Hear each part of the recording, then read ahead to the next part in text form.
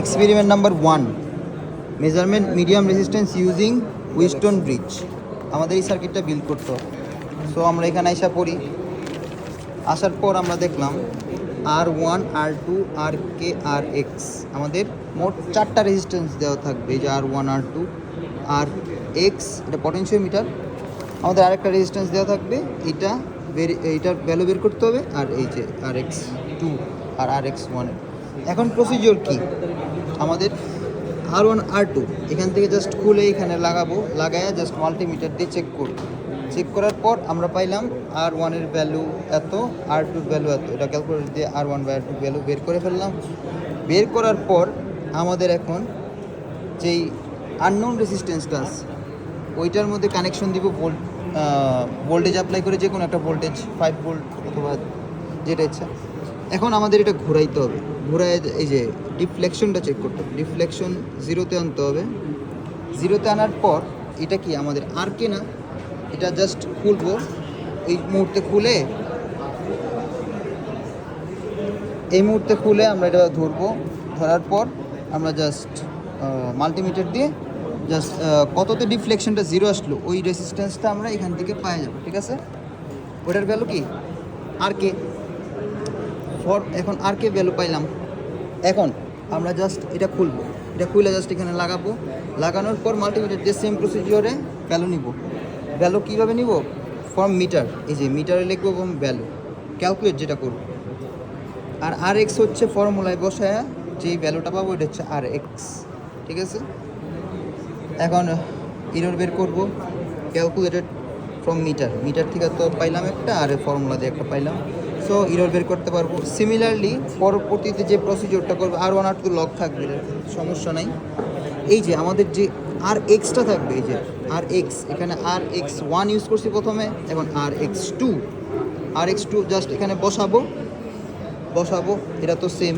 এখন similarly RX2 বসানোর পর এখানে ভেরিয়েবল, এটা জাস্ট ঘোরাবো, নবটা ঘুরে সেট করব ইউনিফর্মলি।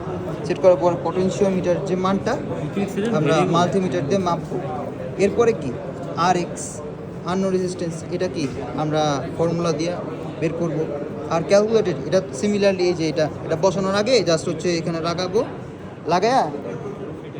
লাগায়া জাস্ট হচ্ছে আমরা মাল্টিমিটার দিয়ে একবার চেক করে নিব এটা কত। এই যে কত চেক করে নিলাম আমরা এখানে। চেক করে নেওয়ার পর আমরা জাস্ট এখানে ক্যালকুলেটর বসাই দিলাম। সবথেকে ইজি ওয়ে হচ্ছে আমরা R1, R2 এটা বসানোর আগে জাস্ট এইভাবে লাগায়া মাল্টিমিটার দিয়ে চেক করে নিব। R1, R2,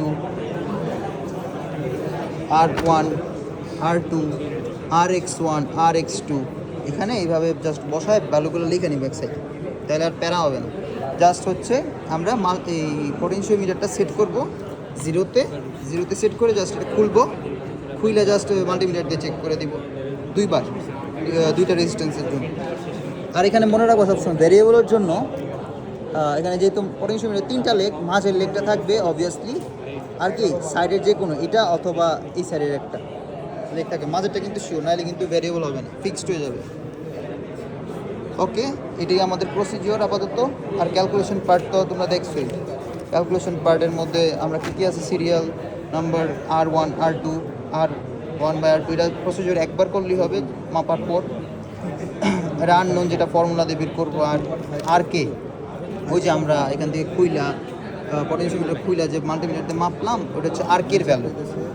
R calculated from meter, এই যে মিটার, আর ক্যালকুলেটেড ফ্রম মিটার হচ্ছে আমাদের এই যে এখান থেকে। আর ক্যালকুলেটেড ফ্রম মিটার, এই যে আগে যেমন মাইপানির আননোন রেজিস্ট্যান্সটা পর দ্বিতীয় কেসের ক্ষেত্রে এটা এই যে ক্যালকুলেটেড, এটা হচ্ছে আমরা প্রথমে মাইপা নিচ্ছি এটা ফর্মুলা দিয়ে। আর এটা পটেনশিওমিটার 0-তে সেট করে খুইলা জাস্ট মাপলাম। আর ইরর তো তোমরা ক্যালকুলেট করতে পারবা।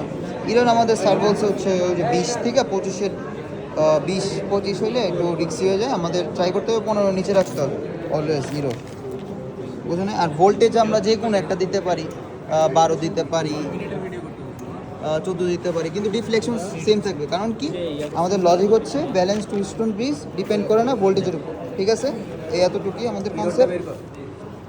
এটা তো তোমরা বুঝছো, ঠিক আছে, আমরা এতটুকুই যাই। ওকে, ফাইন।